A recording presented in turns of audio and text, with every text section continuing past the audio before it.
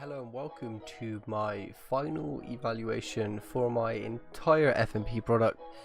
It's been been quite a journey. It's been many weeks, which have been painful and enjoyable at the same time. I feel like I've learned a lot. I've definitely created a lot more stuff that I thought I'd be able to create. I've sort of like gone past, above and beyond sort of what I thought I was going to be able to make. So I'm really happy with the outcome. That's sort of just a quick overhaul about what I wanted to. I'm going to go through certain sections and try and explain a majority of these OneNote sections and sort of do one big sum up of every little subsection and talk through what I sort of was able to do. So I'm going to start off by sort of talking about what I decided to make in the first place. What created it? What idea did I generate in the first place? So I had two options. Sadly, the second one here was a bit of a rushed option because I kind of fell in love with the first idea and I had my heart set on it a lot. So the first one was a Journeyman asset pack. As seen in the pictures here, this was my inspiration. I thought, hey, Reign of Kings, realistic game, nice skins, let's see if I can replicate that. Challenge myself to make a game ready sort of sword or a weapon. I went through sort of like, would I make cutlery, would I make pans, or would I just anything that fits the art style, anything that a journeyman might have, anyone that a sort of like someone going to war might have, so like a staff, an axe, a knife, anything like that. That's sort of what I did. So I started off by sort of saying, yeah, I'll make swords and all these sort of things, and I feel like I did achieve that a lot. If I was going to go back and change anything, I'd probably say I'd wish that to manage my time a little bit better, that I'd sort of look at my own personal calendar before writing the asset list, and sort of like a lot of personal things came up which sort of hindered me from doing it. And if I'd have taken 10 minutes to look at the calendar, would have completely avoided the entire situation. But I put in a lot of over hours and was able to sort of come up with a lot of cool looking projects that I'm very proud of. So that's sort of what I decided to do, and I feel like the initial idea that I came up with this idea generation sort of decided to fit that quite a lot. Like my ability, I was a bit worried that I wouldn't be good enough to make these realistic textures, but I actually sort of impressed myself a little bit, which is a very good feeling to sort of have. It spurs me on a lot more to take this more than just a hobby, take this to a career, take this further on, because I'm starting to enjoy it a lot more as well when I get nice promising results. So I was able to do it in the required time. Today is the 24th of the 5th. I'm finishing off the project with the evaluation. I'm going to be doing a few little bits of polishing and tweaking every now and again tomorrow, and then hand in will be that day. So it's pretty good. If I had to repeat it one thing once again, I'd probably say definitely time. It's been a little bit rushed. When I say rushed, it's more it hasn't been evenly spaced out. So it's one thing I could have done to do that is potentially like set something on my phone, simple like an alarm clock, to set every week saying do your video. I've had to do a couple videos in like the same t-shirts because I was like, I forgot to do one last week, so I had to do two in one day, and it stacked up. So management could have been a lot better on that part. But my initial ideas were sort of either between this Destiny gun, very futuristic, very realistic, or the sort of swords and weapon craft I actually decided to make. The reason I didn't go for this one is simply because having this futuristic aspect doesn't give me a fine line to stick to. So I'm going to quickly move on. I don't want to drag out too much time with this, but I also want to go in a decent bit of depth over to the problem solving side of things. So here I have my problem solving tab, as you can see. I quickly note about a lot of these are little sort of like noted bits that I'm going to talk more about, hence why I'm doing the videos, just so I can verbally explain a little bit more. So this one here just sort of says I didn't have enough time to clean up products, so I had to shorten down my timetable. In various what I did at the start, we'll talk about at the start of this video, was sort of personal things obstructing that. So I came around that problem. The way I solved that problem was cutting down the asset list a little bit. Now it's a bit of a bother. I was only able to make 9 products. I wanted to make 10, but personal things come up and it's hard to get around them. So I did the best of my ability to fixed that, and I was able to come up with these. So that was pretty nice. I also came up with the idea of, instead of doing a devlog video for each week, I'll do it for a completed model. This was the way of counteracting the fact that I had to do weekly reminders. The way I solved this, instead of doing a weekly upload where I had to be scheduled weekly, every time I finished a project, I would turn around and be like, alright, now let's talk about it, because it'd be fresh in my mind, inspiration would be there, research would be there. And quite frankly, I think that worked a lot better than having to do a scheduled sort of fixed upload. But obviously I know in the industry you have to do scheduled stuff. It's like once a month you want to release a devlog video talking about what we did that month, so that people, when they buy into your game, know that you're not just creating one game and leaving it like that. They want to know you're constantly working on some things. Quickly, apart from the sort of like planning and writing, this is a little one about the models. My UVs were very, very terrible coming into this year. It's my first year of technically 3D modeling, so I was very, very new to, you know, automatic UVing, planar, stretching it, unfolding it, sewing it all together, and I was very, very confused. As you can see in this picture, that's a one stretched UV, to the point where I don't even want to use this one in my final sort of like pictures, because it's just quite embarrassing. I don't like it. It's not good enough. I like to have a good standard, and having this will just drop the standard dramatically. So that's something that I sort of try to work upon, and a little thing helped with like lectures. So like Steve talked to me about seamless textures, very, very helpful when you're making a wooden texture.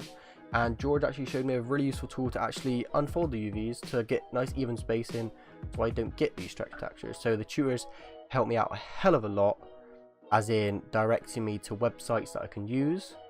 They didn't directly sort of like do it, but they helped me a lot when it came down to it. So very, very helpful having those sort of like encouraging you along the way. So it's like this big thanks. But I also found myself being very unorganized. It's quite a common trait that I have, which I hope to snap out of very soon. Going to HE, I want to mature up a little bit, really get my sort of head down and get some work going, because I know I can do the work when it's on paper, but when it just comes to it, I get distracted. I just need to focus a lot more, and this project has helped me realize that if I would have focused, I could have ended up here with a quite easy distinction, but it might not be because of my distractions. So I decided to help this and sort this out by color coordinating. You can see here, these are color coordinated. So orange basically meant in progress, practically done, just polish off. Proposal, finished completely, never touch again. And evaluation was, didn't have to do it yet because it wasn't a date. I was listed a date, so I'm now creating it. So that's how that one worked. Bit of problem solving with this one as well. The model in Unreal wasn't bending his hand properly, and I couldn't get it to bend enough to hold the items I wanted it to.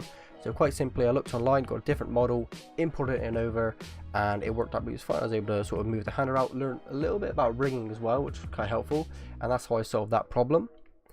This one was a tricky one, because I wanted to import a model and add different normal maps and different stuff like that. But to do that, I'd have to make different materials. Now, I could only apply one material per object, so that was pretty tricky to do, until I learned about the fact that I can color ID them, and then it allows you to add different materials for different sections, hence why this one's split up. And that's how I solved that problem, by sort of working out that I could do it like that. Another very simple problem was OBS was crashing at the college. I'd put that down just to sort of the PCs not being able to keep up with everything that's going on. The problem I solved that was use my home computer. It's a lot better. Not trying to talk trash about the college computers, but my computer is able to sort of run OBS perfectly fine, record it, good audio, everything's amazing.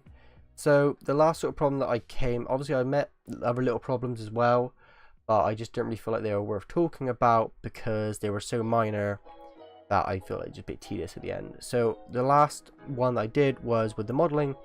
When it came down to adding a normal map and adding gloss for the wood, as you can see in the picture, it's very, very glossy. This is almost just unrealistic shiny wood. It's practically just metal with a wooden coat. It's very weird.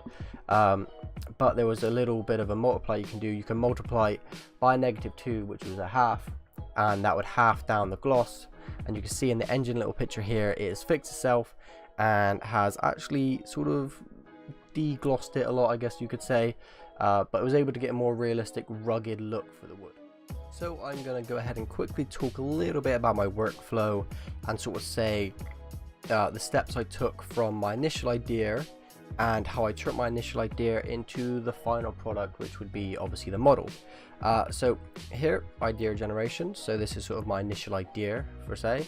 I'd research it, which basically I would look online, find some almost like some pictures like this one right here and that one there in the background, which was very helpful.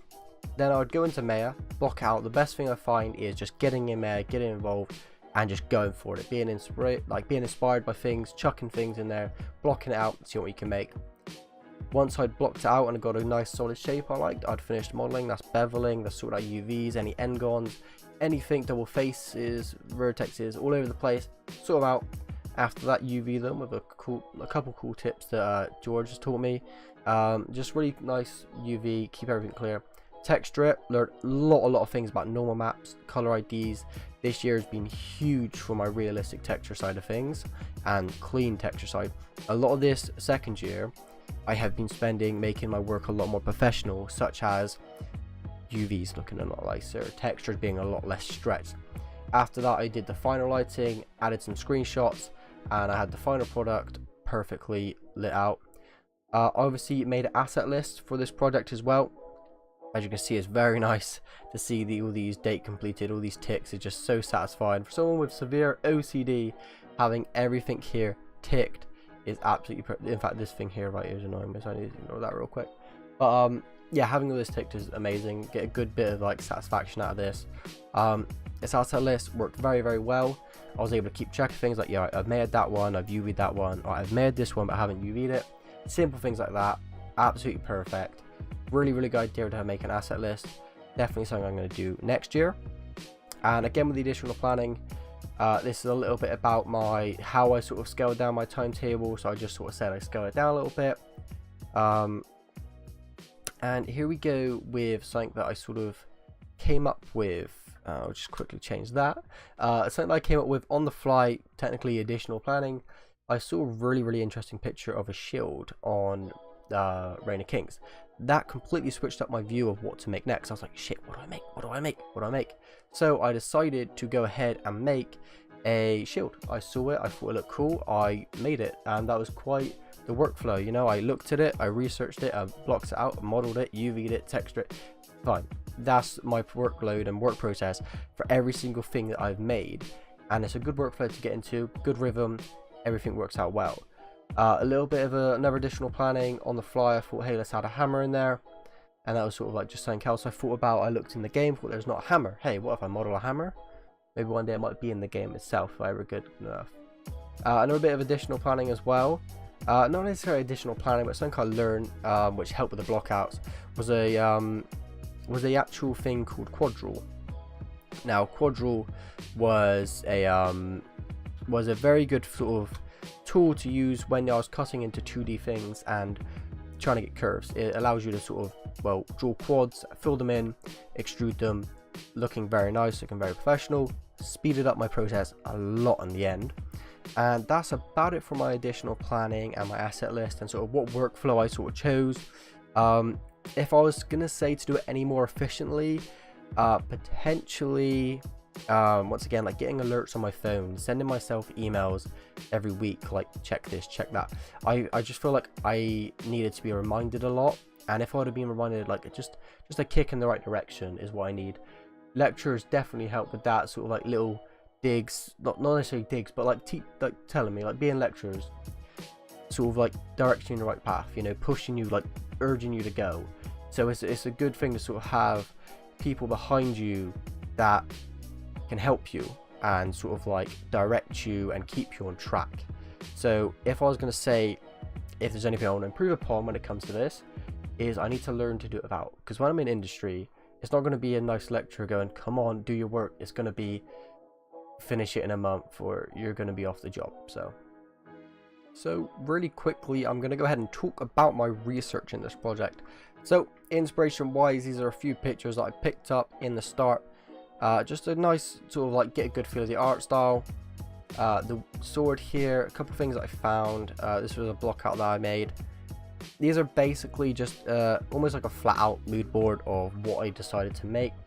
Really good way to see an art style, consistent art style throughout the thing, throughout the entire project. We go on to my sort of like my bib, and it's pretty much sort of YouTube videos. These last few here are ArtStation links, which gave me all of my help towards making and researching what sort of swords look like in medieval times. Primary research. To do this, one of my primary researches were to actually work. There's nothing more you can learn and research from actually just blocking out and doing it yourself. So I did this, and I came up with low poly and a high poly one. And personally, I preferred the low poly one. The high poly one was just really weird dark patches, something that I should improve upon, and I should really work on my baking as well. Something that I need to do. A little bit of level design with Steve in a lecture, in a sort of workshop, give me a really good idea of how to scale things and how to plan for the level design, not just to make things look good. And then I also did a mood board right at the end of the project, to sort of sum up what did I think. You know, what could I do during this polish phase? Maybe if someone doesn't like something because it's too shiny, sort that out over the polish phase, turn down the metallic a little bit. I got a really good gist that people really like the realistic rough looking pickaxe, so potentially I could sort about with the metallics on the metals and make them almost look broken and rusty. Now, tutorial wise, I decided to go around and look at a couple of tutorials. One that helped me make a look at a brush, one which was just general top tips because you need to know your software to be good at your software, and the other one was how to make a I believe it's pronounced marmoset. I cannot pronounce it to save my life, but marmoset, I'm going to say that is, and it sort of showed me in Unreal how to do it. So I learned some really cool things about lighting from that video, and that's definitely going to help in the future when I'm applying things into projects and sort of things like that. Secondary research, however, we come into a few mood boards here. So I get a nice little color code, which is a professional thing, which helps people understand what colors I used in my project. A few more pictures, a little bit of annotation about what I wanted to do, and obviously the same here, just with a different color code. Color code was very nice. I did enjoy doing that this year because it sort of gives it a more of a professional vibe, helps people looking at your work to sort of see what colors you're going for. Are you going for vibrant, you're going for like dull, you're going for dusty, you're going for all these sort of themes. And it helped me a lot sort of learning about all these little like neat tricks to do within the industry. And I definitely think something I could improve upon when it comes to all my research was do it at the start. I did a lot of research halfway through, and it was sort of like half effort, like not really putting my all into the research, where the research is the base of your project. So it's definitely something I'm going to be doing. I can potentially do that by once again saying, listen, I'm not going to make any models until I find 10 pictures of 10 things I want to model, and then sort of be really stubborn with myself and not give myself any leeway. Okay, so finally guys, I'm going to be talking about my development throughout the whole thing, which is a bit hard to talk about because they're videos, but I'll do my best to sort of talk about them. A little bit of stuff at the start was just sort of me talking about how I'm going to be doing videos and sort of things like that. I have a playlist linked here, 1 out of 8 videos. So I did 8 videos, roughly around about 10-15 minutes between each. Hopefully they weren't too boring for the lecturers. I do feel a little bit bad because they have to listen to my voice, and not a lot of people like doing that, so maybe just maybe I'll try and type up a little bit more, just to sort of like half and half, so it doesn't get too tedious for people to mark, which is something I definitely want to do. But my overall sort of like development with the videos went very smoothly. Potentially could have been spaced out a little bit better. A few of them I'm wearing the same clothes because I did them on the same day, so that can be sort of solved with alarm clocks, planning, just better planning, a lot better research. My prep for a lot of my projects has a history of being very poor, and it sort of somehow magically gets okay at the end of it. So I really need to get more of a solid base behind things when I do these sort of projects. So that's something that I could do in the future. And finally, I'm going to be talking about my work in progress. So this is really full of beauty shots and some things that I just want to talk about, as in like how I feel about the outcome overall. So quickly scroll through all these are sort of things that I was working on. You can sort of see how my mind develops from this sort of like shape to this glossy sharp look instead. the quadrille tool, and how I'm mentally picturing everything I'm making. Now we get onto the lovely beauty shots, which is something I'm actually very surprised about how good they look, like the stone textures and the grips and the wooden handles. Everything looks very, very industry professional standard. Now probably my best one for this, it'd have to be a combination of these two. I really like the head of this one. Not a big fan on the wood, but I love the wood on this one, but not a big fan on the sort of like clips that they got around it. So I definitely think that these two could definitely be industry standard, along with this sword, this shield. It sounds a bit boastful. I don't like boasting myself up too much because I don't want to get big ego and not work as hard, but I'm very happy that they came out, and I think a lot of my work, or maybe a few that need a bit polishing, are definitely game ready sort of standard right now. And I feel like the final piece that I've done is very, very good. I'm actually quite surprised about the outcome, and it's glad because it shows that hard work does really pay off. And I've accomplished a lot. I've been able to make a full asset pack for a game. I set out saying, yeah, I was going to make an asset pack for a journeyman / warrior, and I went out and did it. So I was able to do that. One thing I could work upon, once again, I keep going back to it, but it's definitely going to be my prep, my research and planning. That's the two biggest things I need to work upon and get done before I start the project, not as I'm doing the project. So hopefully I can work upon that. That is it for my evaluation. Thank you. I'm sorry if I went over time just slightly, but I want to say thank you for sitting through this and watching. Hope it's not been too bad. And I want to just say, yeah, thank you for watching.